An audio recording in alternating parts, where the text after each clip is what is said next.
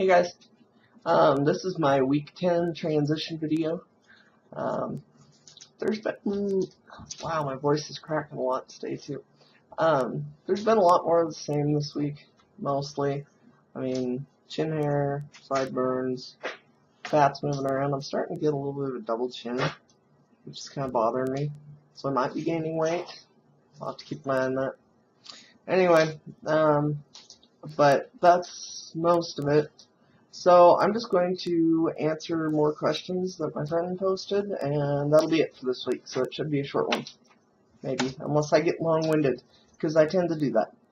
Okay, let me read what was here. Okay, first scenario, I walked into a seminar entitled Breaking Down the Genders and unwittingly came upon an angry transsexual woman who proclaimed that she is the most powerful person in the world because she is a woman with a penis. Do you identify at all with her statement? No, because I'm not a woman and I don't have a penis. Let's leave, well, I know what you mean though, but let's move on to the second part of the question. Do you identify at all with her statement? Well,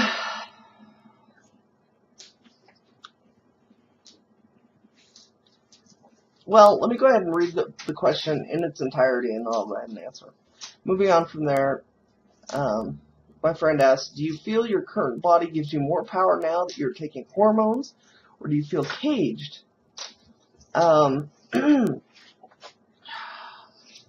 of goes both ways, honestly. And it varies from day to day. Sometimes I feel really trapped in my body when I would say my dysphoria is acting up, I guess. I get really dissatisfied with my chest, mostly. That's where most of my dysphoria is. Most likely because that's the most visible, that says I was born female, you know? And that's something that really bugs me. Whoa, there we go. Come on. There we are. So, sometimes I feel caged in my body, I guess. Now that I'm taking hormones and I'm beginning to see changes, that makes me really pumped in a lot of ways. It's also kind of cool because I feel like I'm getting to see both sides of the spectrum and a little bit of everything in between. There's not a whole lot of people that see both the female and the male side of things. While society treats me primarily as female still, as that will change, I'm going to be able to experience both sides of things. And as a student of psychology, that's really cool to me. I'm going to be able to experience a whole lot of stuff. Let's see. Let me review that question again a little bit. The most powerful person in the world.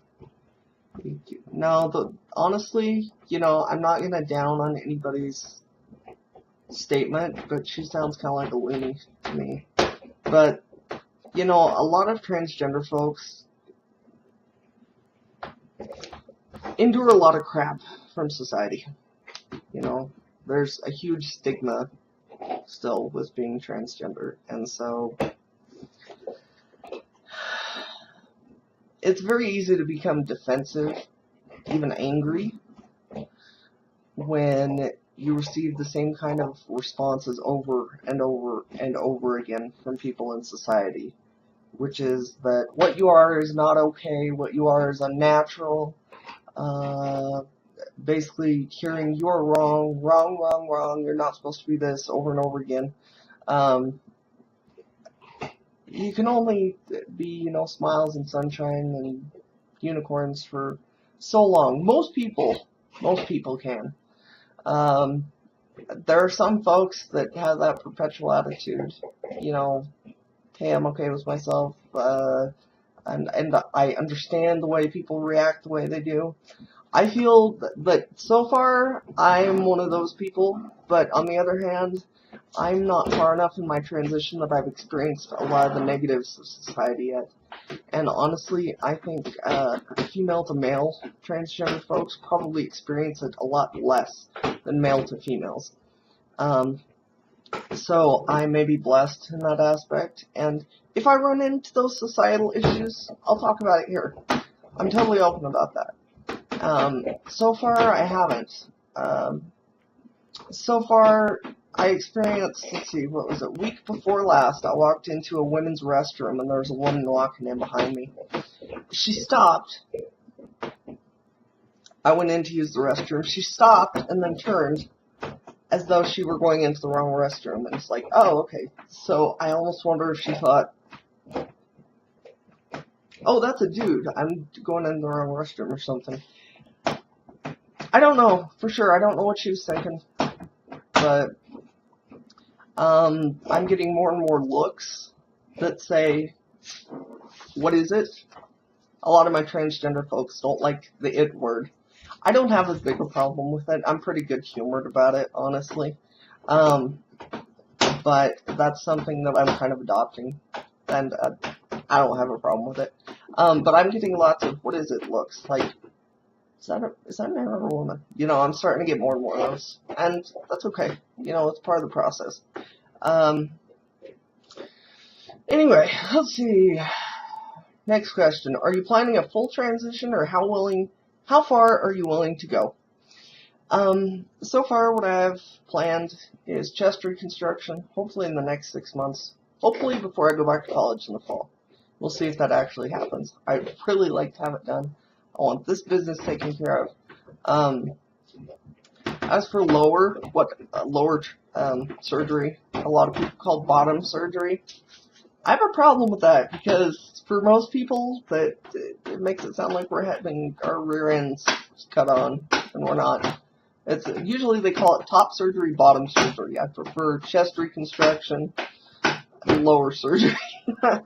Anyway, as for lower surgery or genital reconstruction surgery, I'm planning on holding off on that for a while. I've seen results, and while they are fine for some folks, with stem cell therapy and 3D printing being taken more and more into medical technology, I believe that we'll probably come a whole hell of a lot farther in the next 10 years.